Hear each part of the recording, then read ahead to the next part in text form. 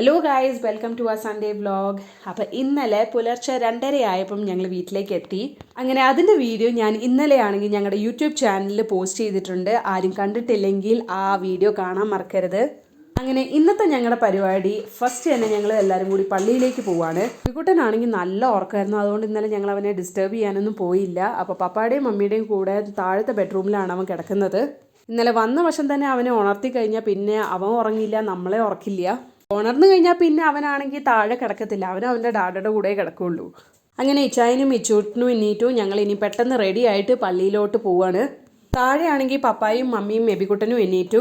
ഇപ്പം നാട്ടിലാണെങ്കിൽ ഭയങ്കര മഴയാണല്ലോ. ഞങ്ങൾക്കാണെങ്കിൽ ഇന്നലെ വീടിനോട് അടുത്ത് വന്നപ്പോഴാണ് മഴ കിട്ടിയത്. അതുവരെ ഞങ്ങൾക്ക് മഴയൊന്നും കിട്ടിയില്ല. ഇന്നെന്തായാലും ക്ലൈമറ്റ് കുഴപ്പമില്ലാത്ത ക്ലൈമറ്റ് ആണെന്ന് തോന്നുന്നു. പിന്നെ ക്ലൈമറ്റിൻ്റെ കാര്യം നമുക്ക് പറയാനേ പറ്റില്ല, എപ്പോഴാണ് മാറുന്നതെന്ന്.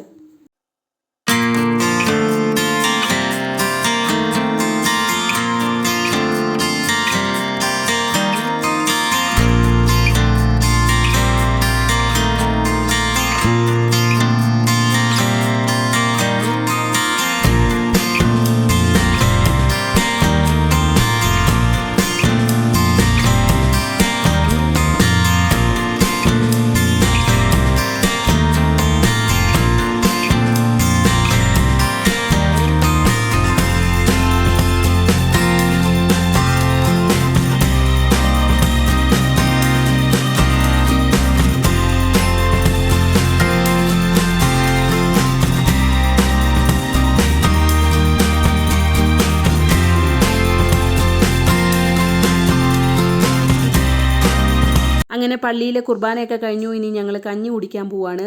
എബിക്കുട്ടനാണെങ്കിൽ മേമയുടെ കൂടെ ക്യൂ നിൽക്കുന്നുണ്ട് കഞ്ഞി മേടിക്കാൻ. ഇടയ്ക്കാണെങ്കിൽ എബിക്കുട്ടൻ പറയുന്നുണ്ടായിരുന്നു കഞ്ഞി ഭയങ്കര യമ്മിയാണ്. അതുപോലെ കഞ്ഞി ഫുള്ളും ഫിനിഷ് ചെയ്തു എബിക്കുട്ടൻ.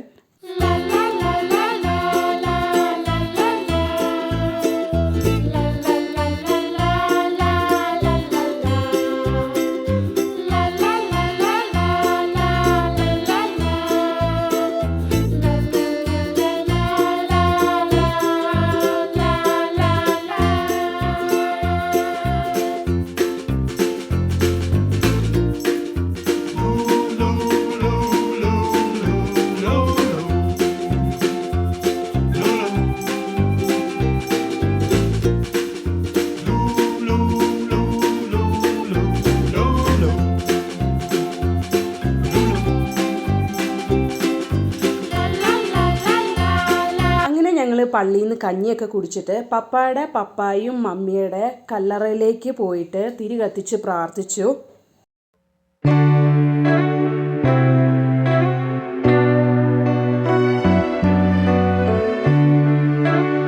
അവിടുന്ന് ആർത്താട്ട് പള്ളിക്ക് പോയി. കുറച്ച് ദൂരമേ ഉള്ളൂ. അവിടെയാണെങ്കിൽ പപ്പായുടെയും കല്ലറയാണ്. എന്നിട്ട് അവിടെയും ഞങ്ങൾ തിരി കത്തിച്ച് പ്രാർത്ഥിച്ചു. ചാത്തൊക്കെ വെക്കുമ്പോൾ ഞങ്ങൾക്ക് വരാൻ പറ്റാറില്ല. സോ കഴിയുന്നതും ഞങ്ങൾ നാട്ടിലേക്ക് വരുമ്പം ഞങ്ങൾ കല്ലറയിലൊക്കെ പോയിട്ട് പ്രാർത്ഥിക്കാൻ ഞങ്ങൾ നോക്കാറുണ്ട്.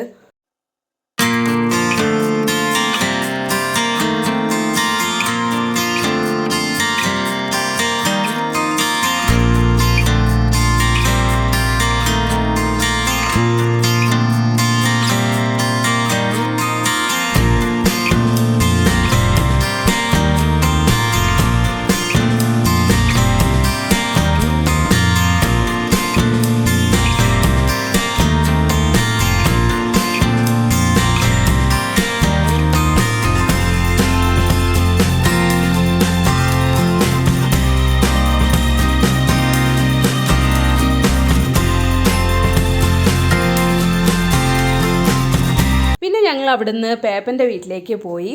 കുറച്ച് നേരം ഞങ്ങൾ അവിടെയൊക്കെ ടൈം സ്പെൻഡ് ചെയ്തു. അപ്പോൾ മേമ ഞങ്ങൾക്ക് ചായയും മേമ ഉണ്ടാക്കിയ ചക്ക വരട്ടിയത് തന്നായിരുന്നു.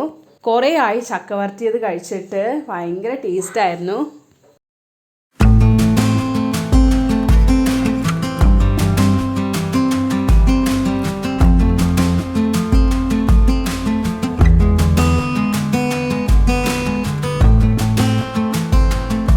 അങ്ങനെ ഞങ്ങൾ അവിടെ നിന്ന് ഇറങ്ങിയിട്ട് ഡയറക്റ്റ് വീട്ടിലേക്കാണ് പോയത്. ഞങ്ങളാണെങ്കിൽ നാട്ടിൽ നിന്ന് നാടൻ മുട്ട കൊണ്ടുവരുമ്പോൾ ഞാൻ നിങ്ങളോട് പറഞ്ഞിട്ടുണ്ട്, ഞങ്ങൾ വീട്ടിൽ നിന്നാണ് കൊണ്ടുവരുന്നത്, അല്ലാതെ മേടിച്ചതൊന്നും അല്ല.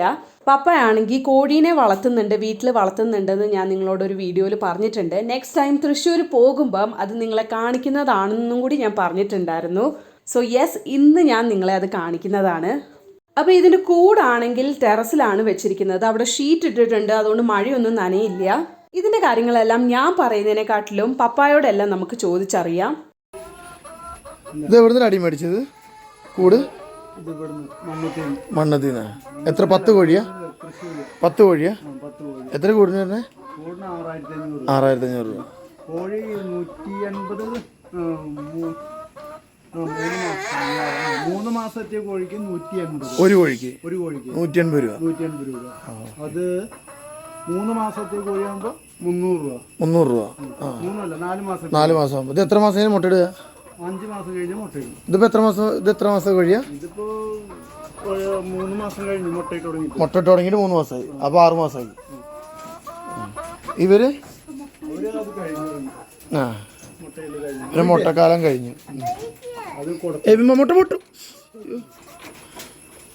കൊണ്ടുപോകാൻ പറ്റില്ല കേട്ടോ.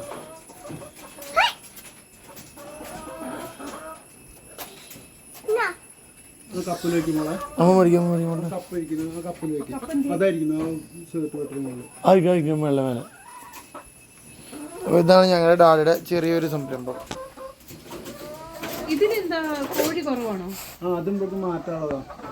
അതിന്റെ മുട്ടയിടൽ കാലാവധി കഴിഞ്ഞു. മുട്ടയിടൽ നിർത്തും. 1.5 വർഷം കഴിഞ്ഞ 1.5 വർഷം കഴിഞ്ഞിട്ടുണ്ടെങ്കിൽ പിന്നെ ഒരു ഡെയിലി ഇടില്ലേ നമുക്ക്. ഡെയിലി എത്ര മുട്ട കിട്ടില്ല അടിയത്? ഡെയിലി 9 മുട്ട 8 മുട്ട എന്തായാലും കിട്ടും. 8 മുട്ട മിനിമം കിട്ടും. വെള്ളം എങ്ങനെ കൊടുക്കണ്ട അടിയ? വെള്ളം ഇതിൽ ഒഴിച്ചു കൊടുത്താൽ മതി. അവിടെ 3 ഇതുണ്ട്, നിപ്പിളുണ്ട്. ഓക്കെ. അപ്പൊ അവരെന്നെ കൊത്തി കുടിക്കൂല്ലേ? ഓക്കെ, അവിടെ ഇരിക്കണത് അല്ലേ? കൊത്തി കുടിക്കും. ഓക്കെ. ഇത് കഴിഞ്ഞ് വരുന്ന എന്ത് ചെയ്യും? ഈ മുട്ടയുടെ വീടിന് ഇറച്ചിക്ക് കൊടുക്കും. ഓക്കെ. സാധാ കോഴിയുടെ വിലയും കിട്ടും. കൊടുത്തു. ഓക്കെ. ഇതവരുടെ ഫുഡ് അല്ലേ? ഇതെന്താ പെല്ലറ്റാ? പെല്ലറ്റ്. ഇത് ഓരോ സൈസിനനുസരിച്ച് മാറ്റണ്ടേ? അത് 3 മാസത്തെ 2 മാസത്തെ കുഞ്ഞുങ്ങൾക്ക് സ്റ്റാർട്ടർ, പിന്നെ പ്രീ സ്റ്റാർട്ടർ 3 മാസം. അത് മുട്ടയിട്ട് തുടങ്ങിയിട്ടുണ്ടെങ്കിൽ ഇത് കൊടുക്കും. ഈ വലിയ സൈസ് കൊടുക്കും. വെള്ളവും ഫുഡും പുറത്തേക്കൊന്നും വിടണ്ട. മുട്ട വരണ്ട കൊത്തി പൊട്ടിക്കൂല്ല. ഓക്കെ. ഈ ഫ്രണ്ടിൽ റോയിൽ ഒന്ന് എടുക്കും. നമ്മൾ മുട്ട എടുത്താൽ മതി. ഈ വെള്ളവും ഫുഡും ഇങ്ങനെ ഇട്ട് കൊടുത്തു കഴിഞ്ഞാൽ നമുക്കിപ്പോൾ എവിടെ വേണമെങ്കിൽ പോയിട്ട് വരാം. കോഴീനെ തുറന്നു വിടേണ്ട ആവശ്യമില്ല. ബക്കറ്റിനകത്ത് ഒരു ദിവസം വെള്ളം ഫുള്ളായിട്ടുണ്ടാവും. ഒരടിക്ക് ഇപ്പോൾ ഞങ്ങളുടെ അടുത്തേക്ക് ഊട്ടിക്ക് വരുമ്പോഴും ധൈര്യമായിട്ട് വരാം. ഫുഡ് ഫുള്ളാക്കിയിട്ട് കൊടുത്ത് വെള്ളം വെച്ച് കൊടുത്തു കഴിഞ്ഞാൽ പട്ടിണിയാവില്ല.